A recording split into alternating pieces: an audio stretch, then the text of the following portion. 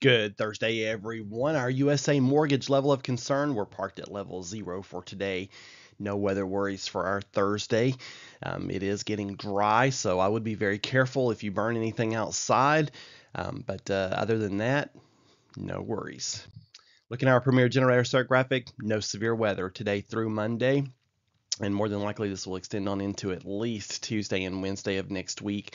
So even though we're in our secondary peak of severe weather season, we're not looking at any severe weather threats for at least the next 5 days.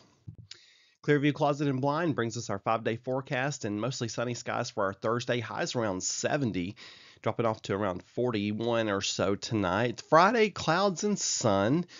Highs in the upper 70s. More than likely, we will break a record high for tomorrow. And then by tomorrow night, a strong cold front comes through. So we have the warm air coming up ahead of the cold front, and then we have the cold front coming through, and it could squeeze out an isolated shower on the plateau, especially for those of you north of Crossville. And then on Saturday, we see partly to mostly cloudy skies, I should say, and there's still that isolated risk for a shower. Highs only around 70. Overnight lows falling into the mid to upper 30s. Could have some frost Sunday morning in some places. And then Sunday, we only reach the mid 60s for highs.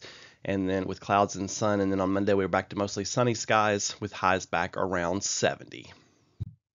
On this day in 1981, a winter-like cold snap brings record cold to Middle Tennessee. Clarksville drops down to 20. Crossville, and Clarksville is just northwest of Nashville for those of you who aren't familiar with that area. Crossville drops down to 25 degrees to tie the daily record low. And Nashville drops to 28. Whew, that would be cold. 2005, Hurricane Wilma reached the U.S. coastline near Everglades City in Florida with maximum sustained winds of 120 miles an hour.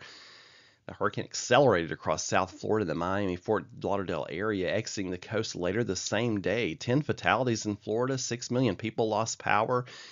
That storm had been extremely powerful before it had made landfall in Florida, becoming one of the strongest hurricanes we had seen. M&M's Meteorology. Today's the occluded front. I meant to do this one yesterday, and I got it switched to a stationary front. But anyway, so we're at occluded front, and the whole premise behind this is that cold fronts move faster than warm fronts. Cold fronts are like a bulldozer blade.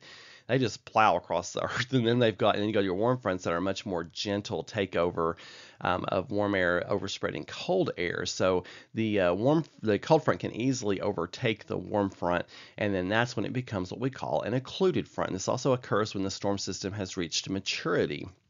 So a cold occlusion results when the coldest air is behind the cold front, and a warm occlusion results when the coldest air is ahead of the warm front. So you have even two different types of occlusion there. You folks have a wonderful Thursday, and keep looking up. For more weather information, meteorologistmark.com.